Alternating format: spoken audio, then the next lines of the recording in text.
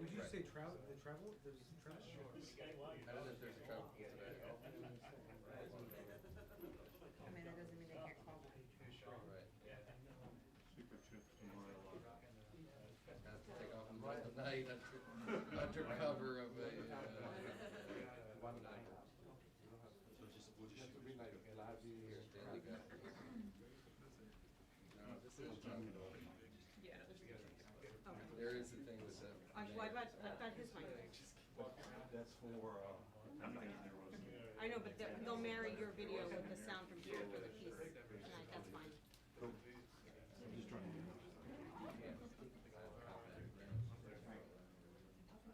Although that was the next thing to go is like the air traffic control sector of DC is in Jacksonville. And they control like all flights to the East Coast. Like when you're in between airports or passing down different parts of the country. Those went down, so you couldn't fly. But I'm not sure if they've taken a hit or something. You know? Yeah. Yep. I was sitting outside of the courthouse and there was stuff taken off when it was breaking. They're both good.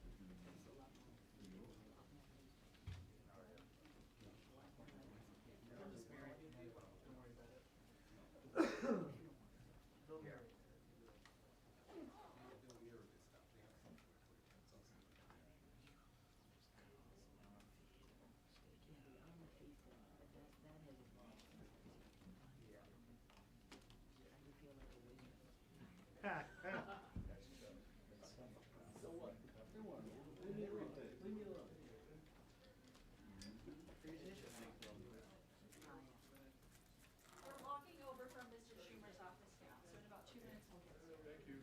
Thank you. 2 minutes.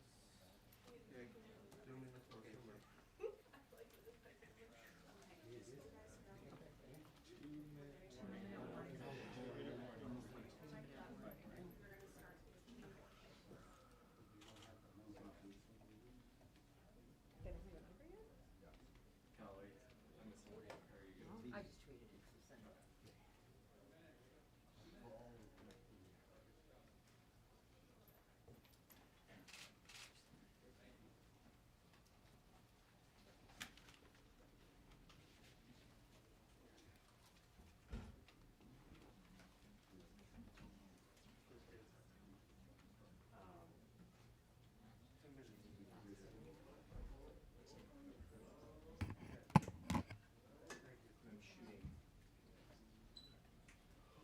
Justin, I need press conference, but I can barely hear you. I can't call you right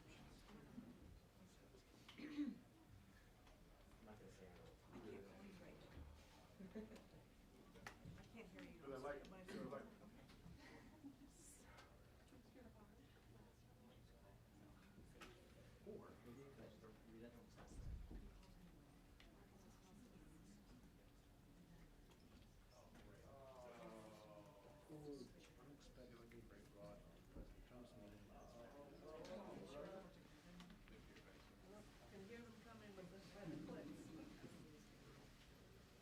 Here we go.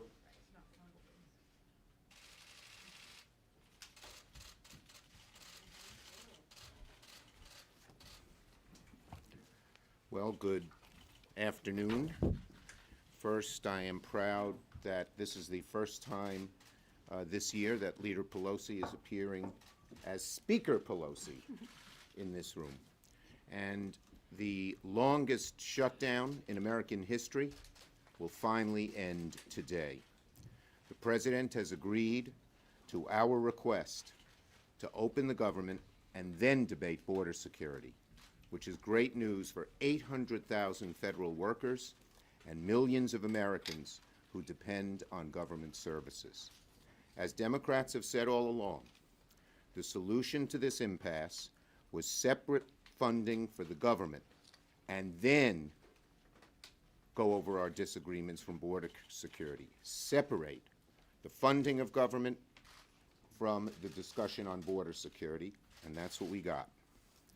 And Democrats in the Senate and in the House were united behind this position throughout the shutdown, and ultimately, this agreement endorses our position.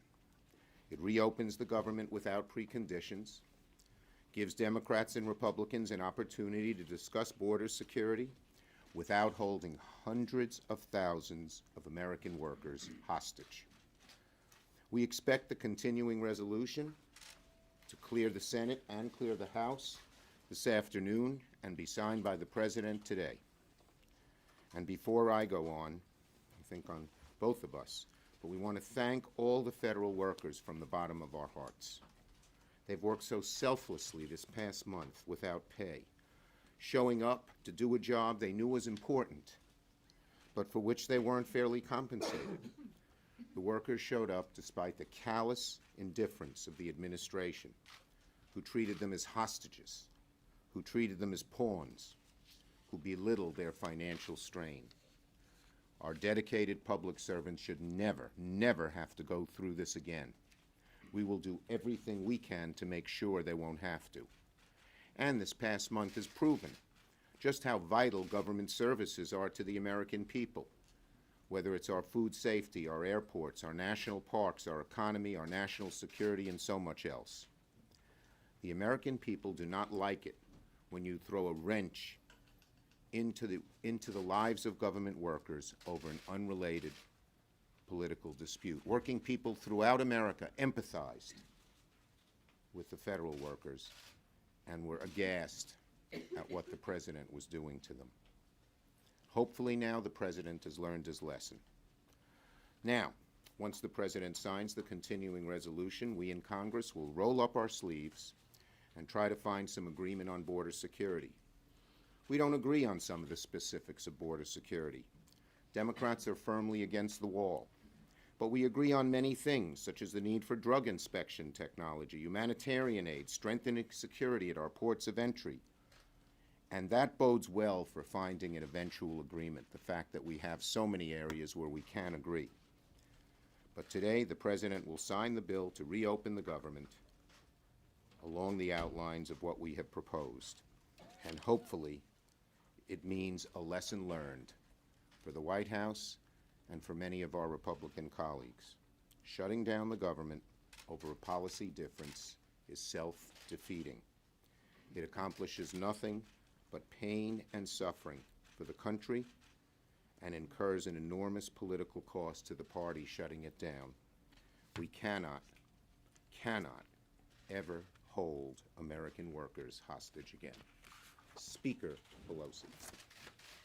Thank you very much, Mr. Leader, and thank you for your leadership in bringing us to this important resolution now, where shortly the Senate will send over to the House the paper. I came over to see the original paper, and we'll get it probably in a half an hour. Two resolutions, one to open up government for all of the agencies of government, and one to proceed to conference on the Homeland Security bill. We're pleased that we reached an agreement to reopen government now so that we can have a discussion on how to secure our borders. It is very clear that we all understand the importance of securing our borders, and we have some very good ideas on how to do that, and that will be part of the discussion as we go forward. House Democrats look forward to working in a bipartisan, bicameral way to pass all of the bills to open government as we proceed into the conference discussion. Now I'm an appropriator, and I was forged in that culture, and I know left to their own devices that the appropriators bicamerally and bipartisanly can come to conclusion. Again, sometimes it comes to the four principles of the leaders of the House and Senate to weigh in, and I think that we will have a very productive time in a short period of time to come to some conclusion. We're grateful and inspired by the courage and the determination of America's workers. They have shown during this crisis such strong character. But nonetheless, they have to pay the bills when they come due, whether it's a rent check, paying their mortgage, their credit card bills, their car payment, the list goes on. Some of them didn't even have gas money because they didn't have cash or any more line of or credit card ability to put gas in the car to go to work. It's really hard for some in the administration to understand how people live paycheck to paycheck and how marginal some of their existences are. Makes a difference in how they educate their children, how they put food on the table, again, how they pay the rent, etc. So we thank them and are so glad that, as the President said earlier, as soon as possible or immediately. So I don't know which is faster, but the quickest of the two, they will receive their back pay and the pay that is due today. We're grateful to Democrats on both sides of the Capitol for their unity that was very, very important in these discussions. It's sad, though, that it's taken this long to come to an obvious conclusion. We talked about missed bills and financial security being shaken, sometimes questioning, putting in question the credit, how people's credit is viewed. And that's particularly problematic for our veterans, many of whom are in their jobs with security clearances. And a security clearance is affected if your credit rating is diminished. So we are grateful to our veterans who have donned the uniform of our country to protect us and then moved on to the civilian side to continue their public service.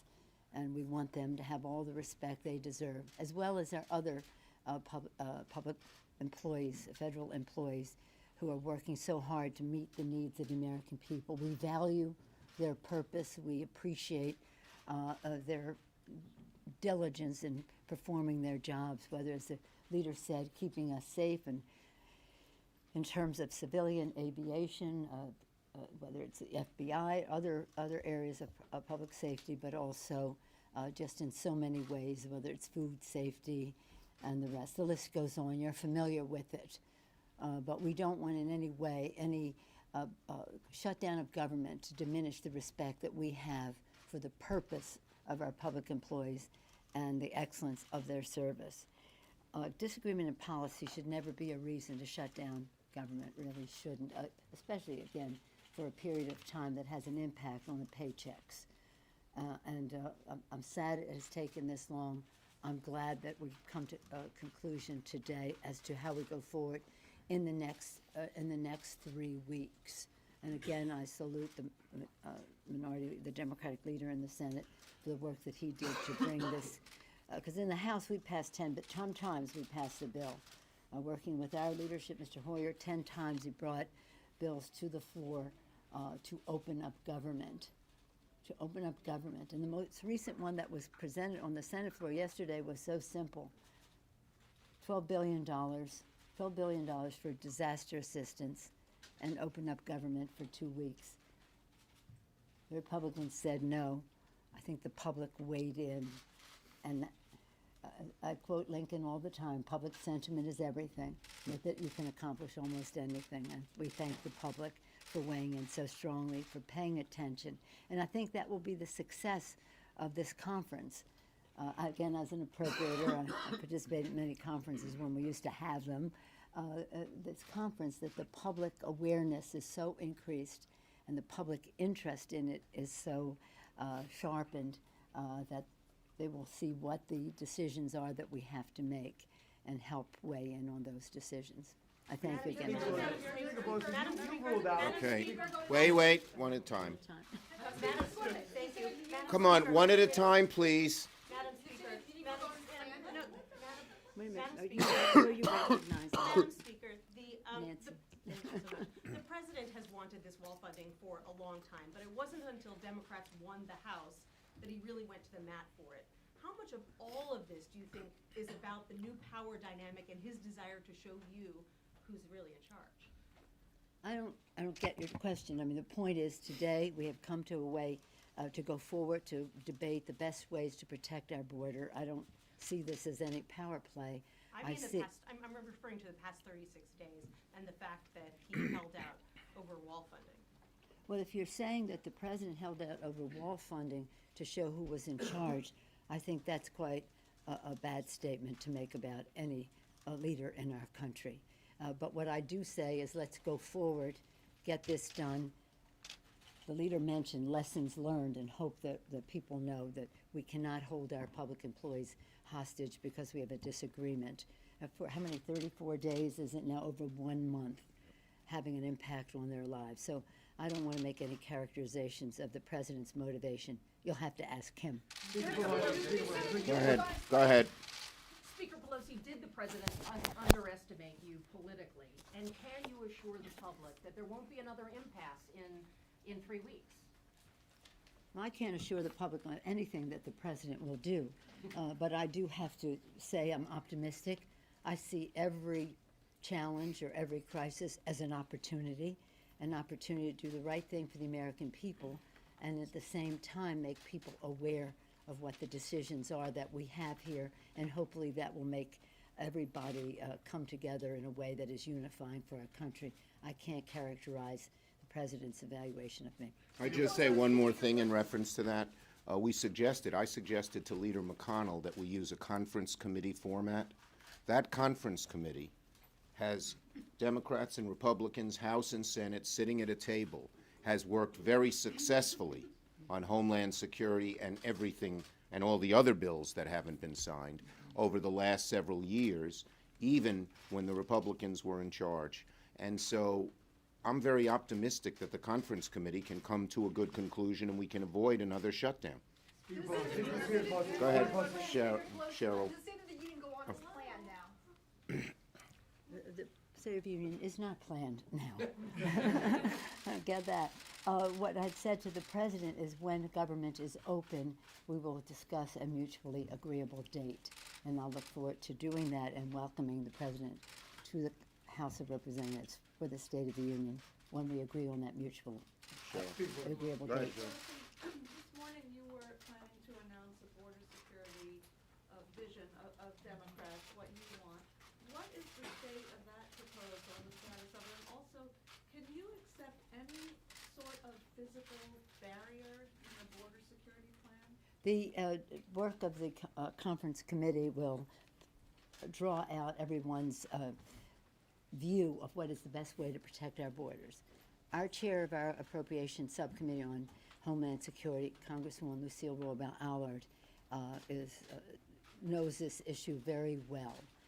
She will go to the table with our best ideas on how to protect our border. The leader referenced some in terms of infrastructure that relates to our ports of entry. The president talks about drugs coming into our country. 90% of the drugs come through the ports of entry. They don't come one way or another, as he was describing. They come through our ports of entry. So let us increase the infrastructure where the drugs are coming in. Let us increase, as the leader said, the technology to scan for that, for drugs, guns, other contraband, and the rest. Let us talk about some of the things we have in common with the president in terms of humanitarian assistance for those coming over. But we're not having a conference committee right now. We'll leave it up to our appropriators to come to that. But some of the things we were going to discuss were where we think, where we have evidence-based knowledge about how we best secure our borders. Last one. Go ahead. Do you think that, as someone who was in these negotiations, do you think the president underestimated the speaker? And do you think that he thought he could get what he wanted? I think he thought no one should ever underestimate the speaker, as Donald Trump has learned. But in addition to that, and I think Nancy would be the first, our Democrats stayed totally unified. Certainly in the Senate, they made many attempts to take some of our Democrats and get them to side with them. And the unity of our two caucuses really worked, because I believe the president himself believed and was told by a couple of his advisors, you've written about them, that, just hold out and we'll get the Democrats to crack and join us. In the Senate, more relevant than the House because they have the majority, he was unable to do that. And I think after 3 weeks, as the toll mounted and it became clear, we helped make it clear to the president, to the public, that the president was the one in charge of the shutdown, that he just, he knew that it was a lost cause. Speaker Pelosi, Thank you. I You just wanna wanna go? be clear on your position. Are you no longer ruling out any money for the wall. Are you now Wait, open wait, for money for the wall? have I not been clear on a You have wall? not been clear. Okay. No, I have been very But clear for on the the wall. next 3 weeks, are Yeah, you I've been open very on- clear, but let me just go to the previous question and say this and associate myself with the remarks of the leader. In our caucus, the beauty of it is the mix.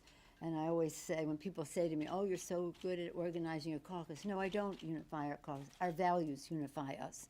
And I'm sure it's the same in the Senate. And the fact is that our diversity is our strength, the differences of, in so many different ways, including differences of opinion. That's our strength. But our unity is our power. And that is what maybe the president underestimated. Thank you, everybody. Are you open to money for the wall now? Do you want anything